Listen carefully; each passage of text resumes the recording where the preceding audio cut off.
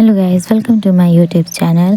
चौथ नवमी का आज आखिरी दिन है और चौथ नवमी का पूजा कैसे किया जाता है ये मैं अपने चैनल पे आज मैं बताऊंगी आप सभी लोग को। तो शुरू करते हैं। सबसे पहले पीला जो कपड़ा होगा उसको अच्छे तरीके से मतलब कि उसमें से एक पतला सा फाड़ लेंगे और फिर उसको हम अच्छे तरीके से धुल लेंगे। धुलने के बाद उसको हम मतलब कि सुखवा करके और फिर मतलब सुखाने के लिए कहीं पे अच्छी साफ़ सुथरी जगह उसको टांग देंगे। फिर चावल हम भिगो के रखे रहते हैं। फिर चावल में चावल को अच्छी तरीके से सील पे पतला पीस लेंगे। फिर इससे हम चौतरा बना लेंगे। और चौतरा कैसे बना सकते हैं आप लोग, जैसे आपकी इच्छा है, पर लेकिन हम लोग के यहाँ गोल करके फिर उसमें क्रॉस करके उसमें मतलब दोनों साइड से क्रॉस कर लेंगे अच्छे तरीके से।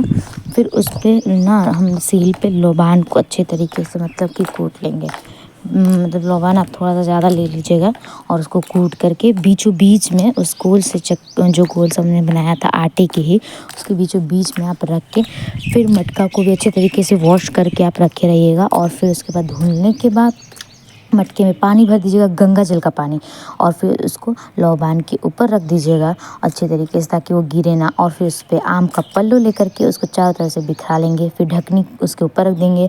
ढकनी में आप चना मतलब भिगोआ पहले ही सब भिंगा के चना रखिएगा और रख दीजिए, ढकनी के ऊपर रख दीजिएगा। फिर अपने हाथों से उस मटके को पूरा छप्पा मार दीजिएगा और फिर 9 ठे मतलब कि आपके हाथ का छप्पा दीवार पे मारिएगा, ठीक है। तीन मतलब के हिस्सों में करके 3 लेयर में छप्पा मारने के बाद फिर सिंदूर लगा लीजिएगा। पहले मटके पे सिंदूर लगाइएगा जैसे मेरी आंटी लगा रही हैं। और फिर उसके बाद आप जो छप्पा अपना हाथ का मारे थे दीवार पे 9 ठे उन पे लगा दीजिएगा। फिर उसके बाद जो हमने कपड़ा धुला था स्टार्टिंग में बताया था, उस कपड़े से पूरे अच्छे तरीके से उनको ढक लेंगे। और फिर जो उसमें से सबसे पहले हमने फाड़ा भी था तो उसमें जो आपके घर की मतलब कि देवी माता या फिर मतलब कुछ होती हैं, मुझे उतना नहीं पता है, वो आप लोग मतलब कि साफ़ तरीके से उनको क्लीन करके फिर उसमें उनको बांध दीजिएगा।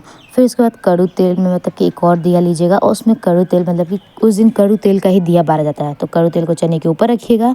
और फिर उसके बाद रुई का बत्ती बनाइएगा, 2 ठे रुई का बत्ती बनाइएगा, एक तो बस उसके ऊपर रखिएगा और एक क्रॉस करके उस पर रख दीजिएगा। फिर उसके बाद जला दीजिएगा।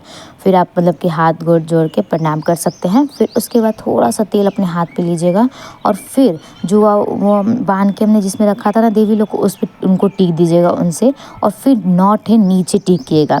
9 इसलिए टीका जाता है क्योंकि वो देवी माता होती हैं, 9 माताएँ होती हैं। और फिर उनके बाद आप सिंदूर लगा दीजिएगा। ऊपर पहले लगाइएगा जो आपकी देवी हैं घर की उनको, और फिर उसके बाद जो नीचे 9 माताएँ हैं उनको अच्छे तरीके से टीक दीजिएगा। फिर उसके बाद आप फूल मतलब फ्रेश मतलब कि मंगवा लीजिएगा रात को। ये सब रात को ही किया जाता है, मतलब कि 9-10 बजे के करीब ये सब बैठा दिया जाता है। फिर आप 9 माता को फूल चढ़ा दीजिएगा। फूल चढ़ाने के बाद फिर एक अड़हुल का माला बनवा लीजिएगा और उस अड़हुल को माला को उस कलशे के ऊपर मतलब कि चढ़ा दीजिएगा। और फिर उसके चारों तरफ चना बिखेर दीजिएगा। चना बिखेरने के बाद फिर अगरबत्ती मतलब जला करके और फिर धूप बत्ती अगरबत्ती जला करके आप दिखा करके रख दीजिएगा। और फिर जो चावल पीसा हुआ था पतले में उसको चारों तरफ बिखेर दीजिएगा। फिर उसमें थोड़ा सा पानी मिला के पूरे घर में छींटा मारा जाता है, तो आप भी अपने घर में पूरी तरह जगह छींटा मार दिएगा जहाँ जहाँ जगह है। फिर उसके बाद 11 साढ़े 11 चाहे 12 बजे के करीब आप खाना बनाइएगा। उस दिन बनता है दाल पूड़ी और बखीर।